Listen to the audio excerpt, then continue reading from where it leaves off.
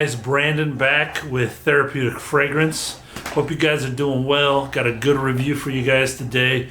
We're doing an extrait de parfum, Baikal Gris. Hope I said that right. Russian Atom. Yeah, love the scent. Stay tuned. I'll be back.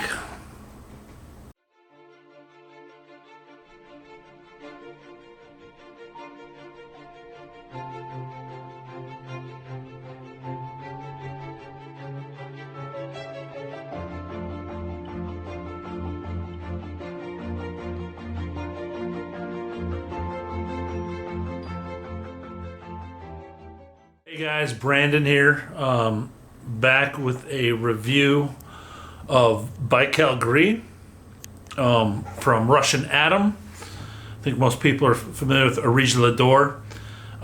Presentation on this one is bar none. Again, this guy goes above and beyond on presentation, and he doesn't need to, but I love that he does, just adds to the collector's piece that these are. These are true collector's pieces, as they're one and done scents. You can kind of see where my December money, my Christmas money went to by these last few reviews. That's why I'm getting them all out there. I do have a lot of other stuff, but these are one and done, so I want to get these out there for you, get them living on the internet, and give my view of what they are. Without further ado, here's check out this box.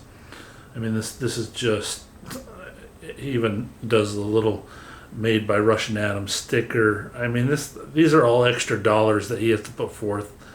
And again, doesn't have to. That none of this would affect my purchase. It could be the cheap, ugly cellophane that the designers use. Inside of it, you get a cool card with the notes that we'll get into in a second, listed on the back. Great card. And then check this out, a bed for the extrait de parfum.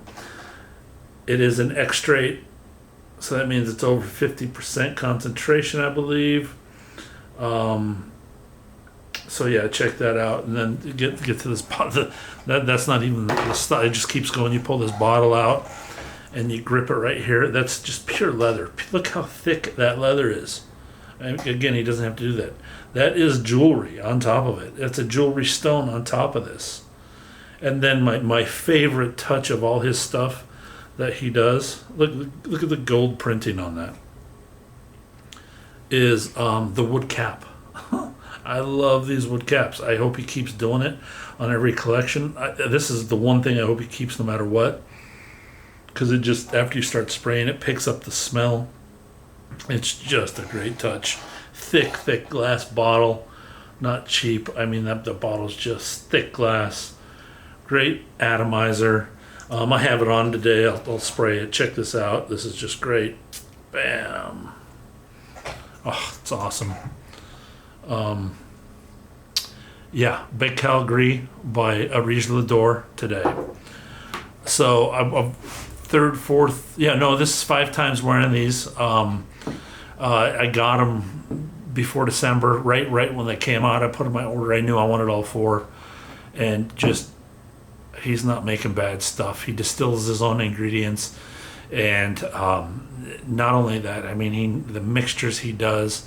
You seen him talk, and you wouldn't think that he would be this master perfumer, but he is, and that's nothing against it. He's just very soft, laid back person, but speaks in power with his art, with his craft. And with no further ado, let's get to the notes on this one. The top notes are Russian fir balsam, violet leaf, gray Indian ambergris. Heart notes are old Mysore sandalwood, resinoid extracted by Russian Atom. As I said, he does a lot of his own extractions, distillations, macerations to get his own scents unique to his own. That's why they're one and done. He gets unique ingredients, and he can't distill them the same way twice. And then again with the heart notes, vanilla, gray Indian ambergris in the heart. Base notes: tonka bean, fossil amber, cypress, cedarwood, oakmoss, and nagarmotha. I had to look up the nagarmotha. I wasn't familiar with that one. It is a big greeny plant that's grown in Thailand. Think, I mean, so far, I want to order the oil. It's in here and get my nose on that scent. But put it in the vetiver family, so it kind of hints of that. And I'm sure it's got its own freshness and lightness that it brings to the table. But definitely have that on my list of oils to purchase next. So off the top of this one, I get a very soft dusting of orientals, some beautiful lightly roasted seashells on top of that gray ambergris. I don't have gray ambergris. I have a couple different whites and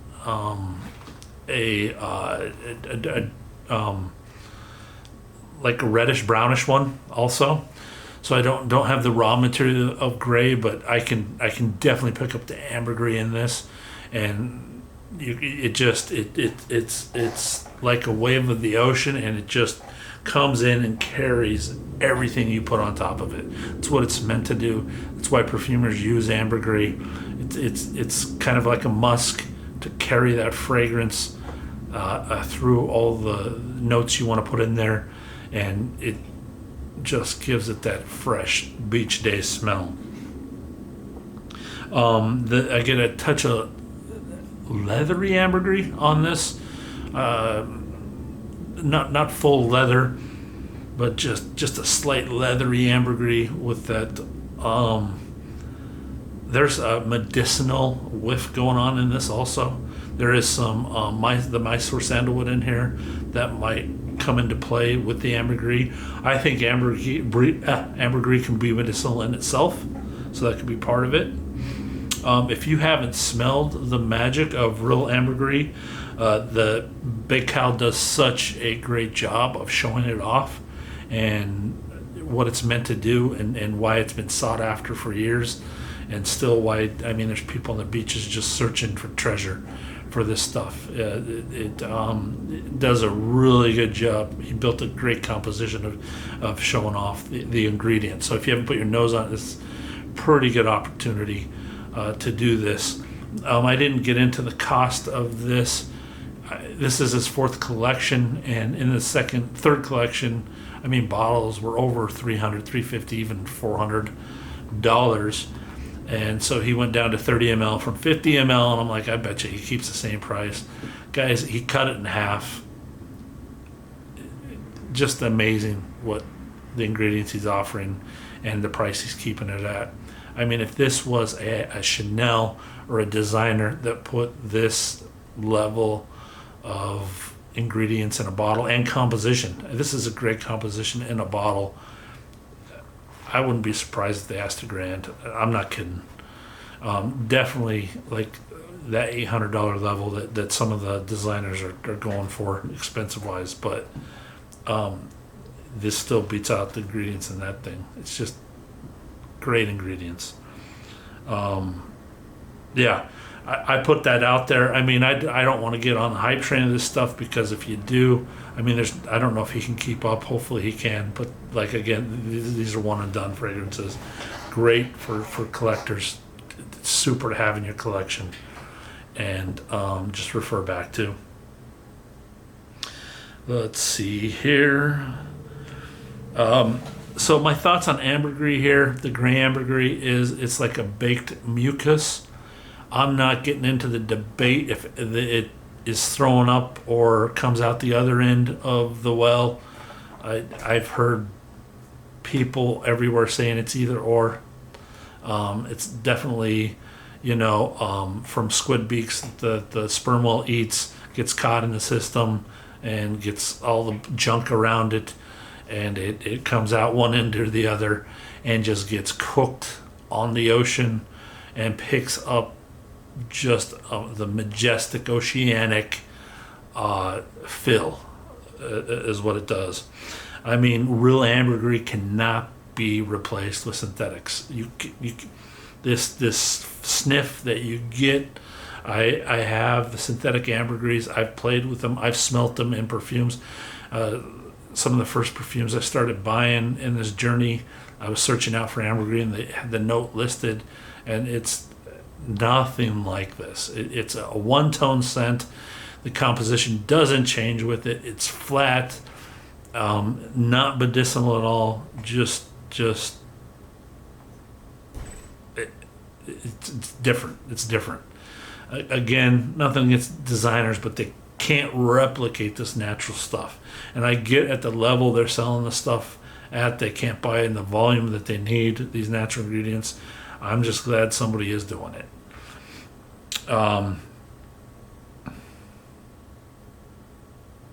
Yeah. So, oud and sandalwood are to the forest as what ambergris is to the ocean. That they're three powerful, just bottom-based scents that just add magic, just a magic touch to your perfume creations and what you're doing in the compositions. For me, this is a day on the beach with just a light breeze and the crashing waves behind you with, you're just walking, salt air, walking around, and the butteriness of the sandalwood envelops the salt air and just carries throughout the day. And you're just on the beach. Just one of those days where you're on the beach. I'm talking, up here, Pacific Northwest kind of beach.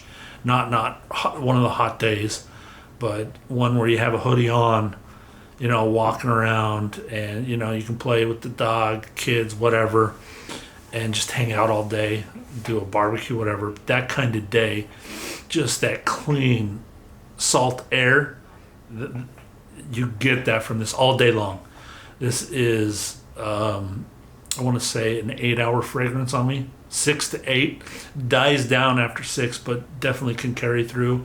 That just salt air on it. There are woods that come into play on top of the ocean. It's just a material that, it's weird because it doesn't, in the sniff, you can differentiate the ingredients there. So it's like a carrier and carries the scent without just overpowering it or taking it away. And I'm sure it's the amount used, but what a fun ingredient to play with in compositions, the natural one. For us, we have, so the wood I talked about, and the ocean, it's like walking through the forest with the ocean right there, which we have on the Pacific Northwest all over. I do a bike ride from the city here to the beach. It's one of the 100-mile rides I do once a year. And the last 10 miles of it, I've done different routes, but the one route that really reminds me of it, we call this Heartbreak Hill. And the first couple of years I did this ride, I had to walk up that hill. And then now I can just power through it, grit down, and just get it done. It's real steep, short. That's why they call it Heartbreak Hill. But after that hill, it's kind of like this downhill. You do get headwind, but it's tilted downhill. And you go through just thick forest with a river. And this scent takes me to that ride to a T. Just the smells you're picking up, because there's no traffic, so you're not getting all that exhaust fume smell. You're just getting pure forest smell, and then the ocean just starts coming in slowly, keeps coming in as you ride in, and then all of a sudden you make this one turn, and then bam, you see the Pacific Ocean, you see the big rock out in the middle of the ocean, and you made it after a hard day's work. And then another 10 minutes, you come into the city, you take your bike straight to the ocean and finish, and hanging out. After that big accomplishment's done with a few thousand others, this scent reminds me of that day. Just hanging out with that clean salt air, and you just can't replace it. Just a great scent. That'll be my signature scent for that ride from now on. I'll make sure I have that in the bag, but it reminds me of that day to a T. The natural ingredients, it's funny how they bring memories to your mind. hope you guys are okay with me sharing those. I try to keep them brief, but they're fun to share. This will be fun to look back on and see if, these ring true or other fragrances. I don't think fragrances replace these. Because even in my earlier life, I have fragrances where those memories just, they stick. It's funny how the sense of the nose connects. If you listen to Christopher Liddell, he does a big thing on the psychology of, well, actually science, of sniffing and how it's the first sense to the brain. And that's why we connect a lot of our memories to scents. So it makes sense that, I smell these things and these memories come up all the time. Especially in my oud reviews, you see that a lot. And this one here, definitely. One of the times I did spray this onto my beard, I had to test it out. And that was awesome. Just, it was like almost spraying the ocean on with the woods onto beard. This would make this composition would make such a great beard oil. I hope Russian Adam gets into that stuff. It just gives you a cleansing waterfall effect all day long. We don't have a waterfall at the ocean, but add that into what I described, and it just all day long, just this cleansing salt air effect that the ocean does. If you live on the ocean, there's probably not the same effect, but if, like me, you only get to visit it a few times a year, those are special memories that you build with whoever you go with and all that. So, it's great to have a fragrance that takes you there. This scent also got its own poem, so I'm going to share that with you. It's on the Areej Dore site. It's short. I think it's the coolest thing that they put a poem with this to kind of memorize the scent. So without further ado, here that is. Warm and cozy morning, dew on violets cling, Baikal still waters, sleeping like a king, fir and piney sunshine, heavy fragrant air, drops of melting amber, tranquil, balsamic fair, cedar sliced for breakfast, on a green and mossy floor, a sticky resin drizzle that leaves me wanting more. I jump into calm waters, Baikal woken from a dream, encircled by sweet forests that are fresh and full of cream. Santal boat passing, invitation for a ride.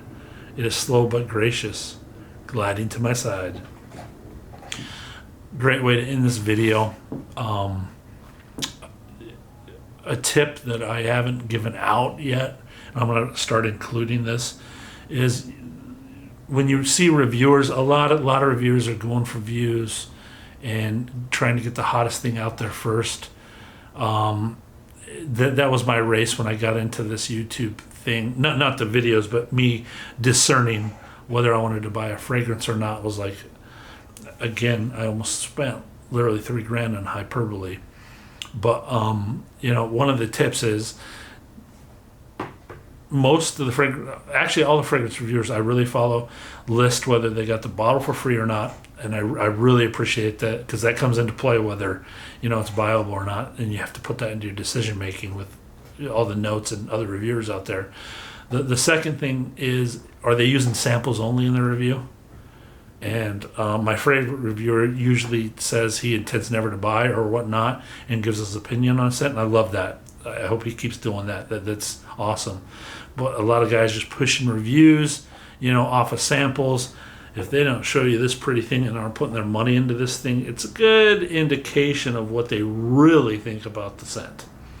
And then, I'm just looking at that juice, man. What a lovely green juice that is. I hope you guys enjoyed the review. I'll keep them coming. Obviously, I already have a few more written up, and this has been fun, therapeutic for me. So I hope you guys are enjoying this. I'm wearing this one to the gym, so we'll see if there's a bonus footage you guys already know, because it'll be uploaded. Until then, peace out and be blessed.